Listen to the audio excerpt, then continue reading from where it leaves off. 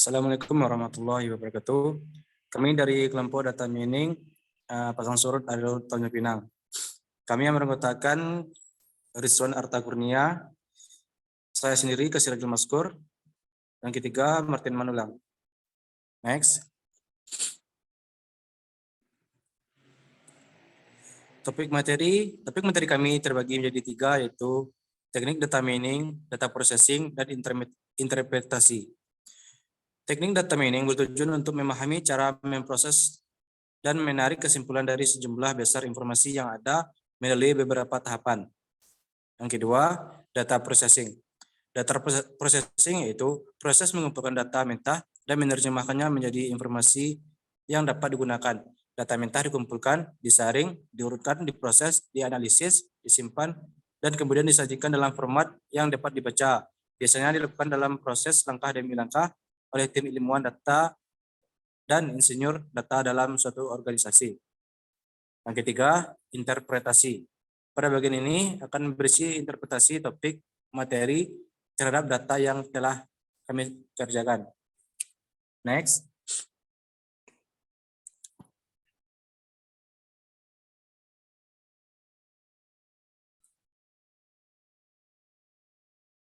Yang selanjutnya itu teknik data mining. Teknik data mining dibagi menjadi beberapa. Yang pertama adalah association. Association adalah penemuan aturan asosiasi yang menunjukkan kondisi nilai atribut yang sering terjadi bersamaan dalam kumpulan data tertentu. Association adalah bidang penelitian penambang data yang signifikan dan sangat dinamis. Association banyak digunakan untuk market basket atau analisis data transaksi. Yang kedua, classification. Classification adalah proses menemukan sekumpulan model atau fungsi yang mendeskripsikan dan membedakan kelas data atau konsep dengan tujuan agar model tersebut dapat digunakan untuk memprediksi kelas objek yang label kelasnya tidak diketahui. Next. Yang ketiga adalah prediction. Prediction dapat dilihat sebagai konstruksi dan penggunaan model untuk menilai kelas objek yang tidak berlabel atau untuk menilai nilai atau rentang nilai dari atribut yang mungkin dimiliki objek tertentu. Prediction ini menganalisis peristiwa atau kejadian masa lalu dalam urutan yang tepat untuk memprediksi peristiwa di masa depan. Yang keempat adalah clustering. Clustering menganalisis objek data tanpa berkonsultasi dengan label kelas yang teridentifikasi. Objek dikelompokkan berdasarkan prinsip memaksimalkan kesamaan intrakelas dan meminimalkan kesamaan antar kelas, di mana klaster objek dibuat sedemikian rupa sehingga objek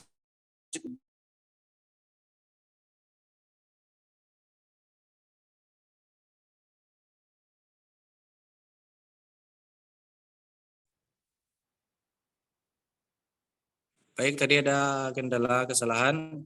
Jadi saya ulangi lagi pada bagian 4. Yang 4 adalah clustering. Clustering menganalisis objek data tanpa berkonsultasi dengan label kelas yang teridentifikasi.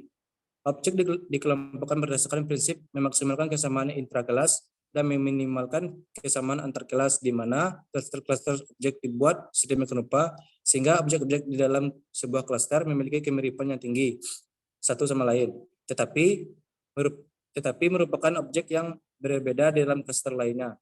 Next. Yang kelima adalah regression. Regresi dapat diidentifikasi sebagai metode pemodelan statistik di mana data yang diperoleh sebelumnya digunakan untuk memprediksi kuantitas berkelanjutan untuk pengamatan baru. Regresi umumnya berbentuk perencanaan dan pemodelan yang memberikan hubungan yang tepat antara dua atau lebih variabel dalam kumpulan data yang ada. Yang keenam adalah Artificial Neural Network atau ANN. Artificial Neural Network atau jaringan saraf tiruan adalah sistem kata yang sifat mengubah informasi yang didukung strukturnya yang mengalir melalui jaringan buatan selama bagian pembelajaran. Keuntungan dari jaringan saraf yaitu mengandung toleransi yang tinggi terhadap data noise serta kemampuan mereka untuk mengklasifikasikan pola yang belum dilatih. Selanjutnya akan dijelaskan oleh teman saya.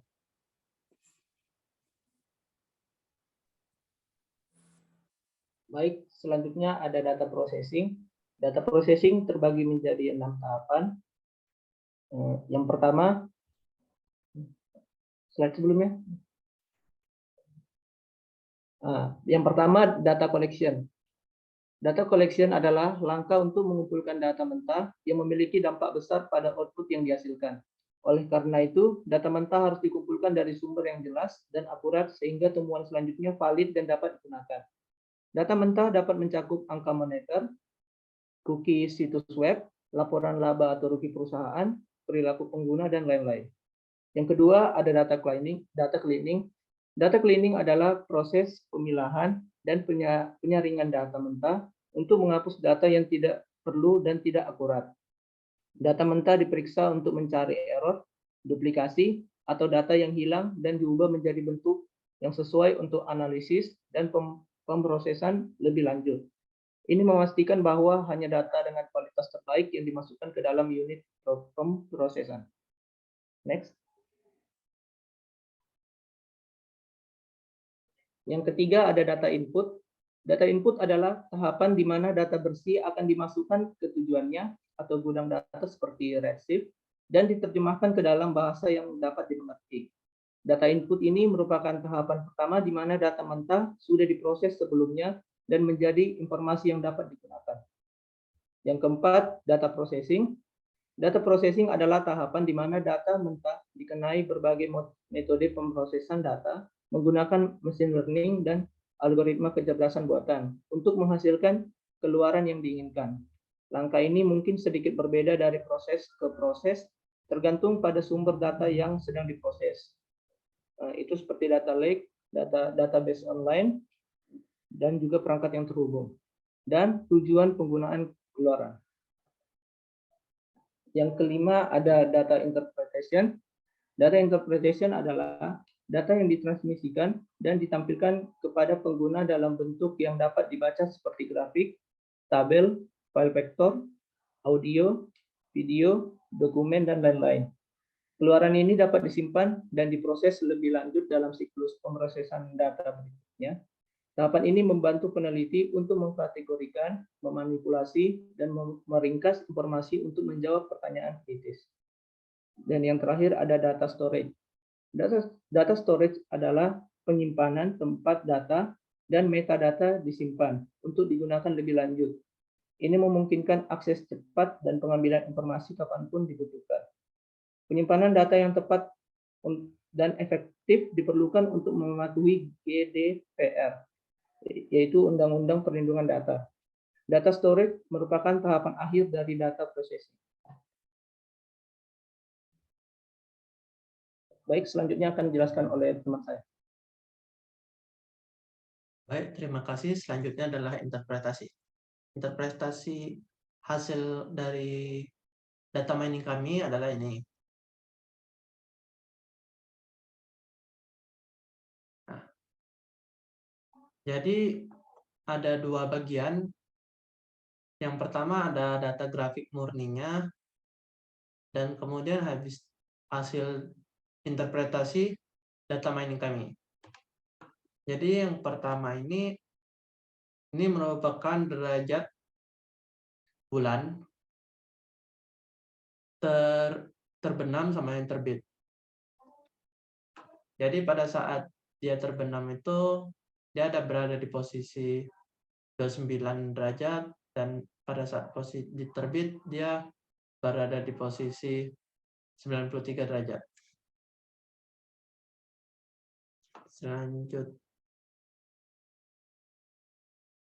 Selanjutnya hasil interpretasi kami.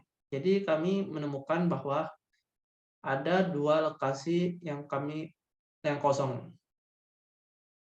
Setelah kami menelusuri, ternyata lokasi kosong ini memiliki kemungkinan bahwa pada saat itu mereka mengalami fase bulan separuh atau setengah bulan. Jadi pada saat setengah bulan, ombak yang ada itu dalam keadaan rendah, atau kami simpul jadikan dia sebagai pusat pemrosesan data kami jadi garis 0 di sini. Di sini dan di sini. Setelah itu kami menarik garis ke sumbu Y. Selanjutnya yaitu kami menarik garis di titik yang berada di tempat kosong ini, selain tempat yang kosong itu, seperti yang di atasnya, yaitu dari tempat kosong terbit ada titik terbenam yang ada. Selanjutnya kami tarik garis, dan jadi kami jadikan kosong lagi. Karena pada saat itu masih bulan separuh atau masih ombaknya rendah. Selanjutnya sama juga seperti sebelah yang di bawah ini, yang terbit ini, yang terbenam yang kosong, ditarik garis menuju sumbu X, tegak lurus, dan dari titik terbit di terbenam yang kosong ditarik garis ke sumbu Y, tegak lurus. Setelah itu hasil bagi dua dari penjumlahan di antara dua titik di tempat kosong ini kemudian ditambahkan dengan titik terbit yang ada sejajar dengan hari pada saat terbenamnya kosong, yaitu pada saat bulan separuh. Kemudian hasil tersebut akan ditambahkan lalu dibagi dua dan akan mendapatkan hasilnya di bagian yang diarsir hitam ini. Nah, di bagian yang diarsir hitam ini adalah pada saat waktu ombaknya itu tinggi. Jadi karena pada saat hari itu juga ombaknya meningkat, jadi kami nyatakan titiknya ini seperti contohnya 65 ditambah 66 bagi 2 ini 65,5. Selanjutnya ditambahkan dengan 114, kemudian dibagi 2, hasilnya ada di sini, yaitu di antara 83 dan 90. Begitu juga dengan di atasnya. Setelah itu kami menarik garis tegak lurus ke sumbu X, kemudian diarsir. Dan juga dari titik yang kami temukan itu juga kami menarik garis ke sumbu Y, tegak lurus. Nah, karena sudah dapat tinggi dan rendahnya, selanjutnya kami mencari bagian yang tidak pasang ataupun surut, yaitu bagian yang sedang-sedang saja. Caranya yaitu kami menambahkan hasil dari pasang ini, yaitu di sekitar sini, di antara 274 dan 267, kemudian ditambahkan dengan 294, kemudian dibagi 2. Maka kami mendapatkan hasilnya di antara garis dari titik 240 dan 286. Kami tarik garis lurus ke sumbu X. Selanjutnya yaitu dari titik 114 ke titik di antara 90 dan 83, kami menambahkannya, kemudian membagikan 2. Setelah mendapatkan hasilnya, kami menarik garis tegak lurus ke sumbu X. Dan demikianlah kami mendapatkan hasil yang mendekati 0, yang 0 yaitu surut, satu yaitu pada saat pasang, dan kemudian kami mendapatkan bagian yang tidak pasang maupun surut, namun biasa-biasa saja. Demikian juga dengan beberapa data lainnya.